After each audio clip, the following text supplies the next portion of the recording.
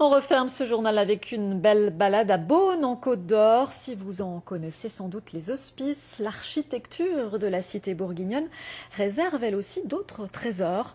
Muriel Bessard et Jean-François Guillemard se sont laissés guider.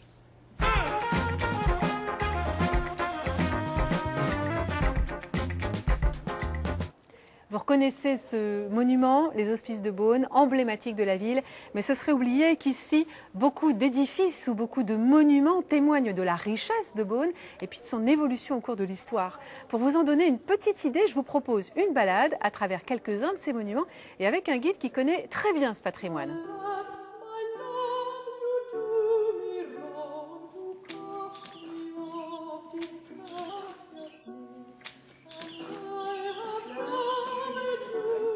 Voilà, c'était ici qu'habitaient les ducs de Bourgogne avant d'être à Dijon. C'était ici à Beaune.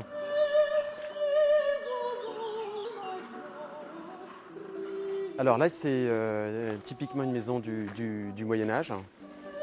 Le rez-de-chaussée, il est en pierre. Et l'étage, il est constitué de pans de bois.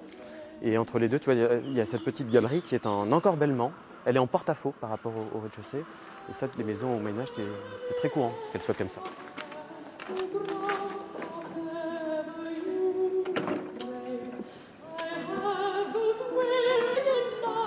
Ça, c'est l'hôtel de la Rochepot. Et c'est un immeuble qui est intéressant parce qu'il montre la transition entre le Moyen-Âge et la Renaissance. Donc là, il y a une façade qui est tout à fait représentative de l'architecture, de la fin de l'architecture gothique. À l'intérieur, il y a une cour qui est, tu vas voir, complètement différente.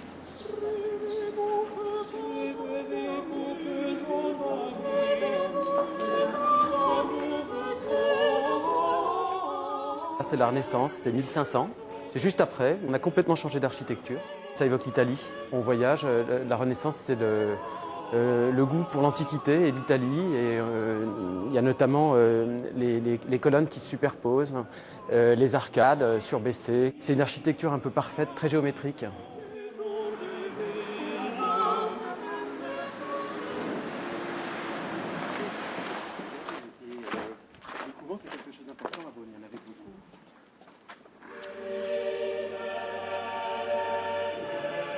On est dans la chapelle de l'ancien couvent des Visitandines.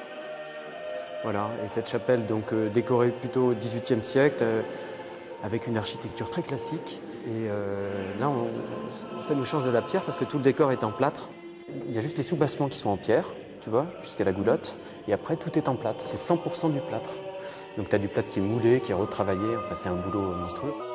C'est des techniques que malheureusement on a un peu perdues. C'est un peu compliqué pour restaurer ça maintenant.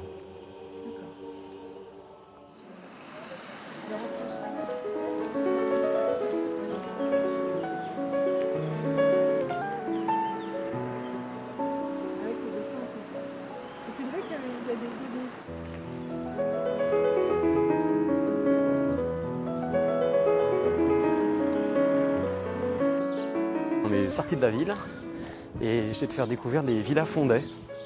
Les Fondet, c'est des artistes et puis ils avaient pas mal de sous.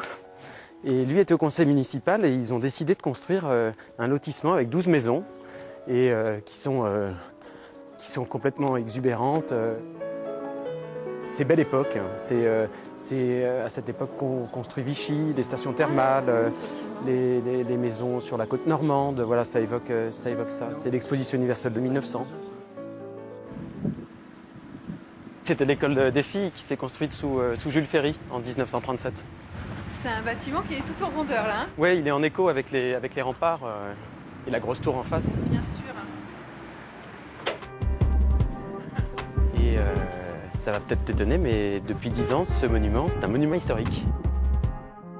Tous les bâtiments qu'on avait vus jusqu'à présent, ils avaient un toit bourguignon. Là, c'est le toit terrasse. Donc c'est vraiment l'architecture moderne du XXe siècle.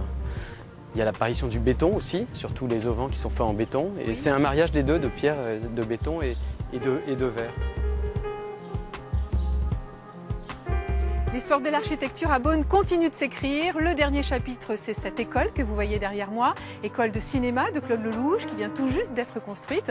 Si une balade à travers l'architecture à Beaune vous intéresse, sachez que le Conseil d'architecture, d'urbanisme et d'environnement de Côte d'Or vous a préparé un petit guide pour une balade à travers l'architecture à Beaune depuis l'an 1000.